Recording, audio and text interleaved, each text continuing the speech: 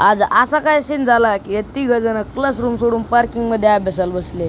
चला तुम्हाला सांगतो तर कसं आहे पब्लिक. परत एका नवीन ब्लॉग मध्ये तुमचं स्वागत आहे. तर आज सकाळी सुमित न्यायला आला आणि सुमितला म्हणलो का सुनने का गाणं, आणि मग सुमित मला म्हणला पार्किंग मधून सुमितला वर घेऊन चालल्यावर सुमित म्हणला जिस राह पे तुम चल रहे हो बेटा एक दिन बुरी तरह फंसोगे. तरी पण त्याला मी तिथून वर नेलं क्योंकि हमारे यहाँ ऐसा ही होता है. तिथून वर आल्यावर कळलं की क्लासरूम खरंच बंद होता आणि म्हणूनच पार्किंग मध्ये हे अभ्यास करीत होते. वर्ग उघडून आतली गर्दी पाहिल्यावर मी मलाच म्हणलो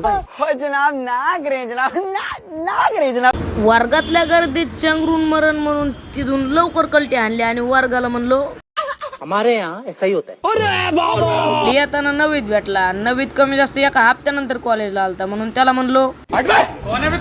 तिथून पुढे आंबड मध्ये आलो कारण की सुमितला लाईट घ्यायचा होता. सुमितनं लाईट तर घेतला पण लाईट घेताना मजा वाटली आणि पैसे देताना. आता पुढचं तर मी काही बोलत नाही, तुम्ही कमेंट मध्ये सांगा पुढं काय बोलायचं असं माझ्या मनात. आणि मी असं म्हणल्यावर याने तिसऱ्या महायुद्धाला सिग्नल दिलं. आणि हे घराकडे गेल्यावर मी मेडिकलला आलो. तर मेडिकलला आल्यावर कोणीच दिसलं नाही म्हणून पाठीमागं येऊन पाहिलं. पाठीमागं हा भाऊ शिवीत मीचं स्वप्न पाहून झोपीत असत होता. त्याच्यामुळं त्याच्या नादी लागू नका आणि तुमच्या भावाला फॉलो करून जा. आणि आजचा ब्लॉग कसा वाटला कमेंट मध्ये नक्की सांगा. धन्यवाद.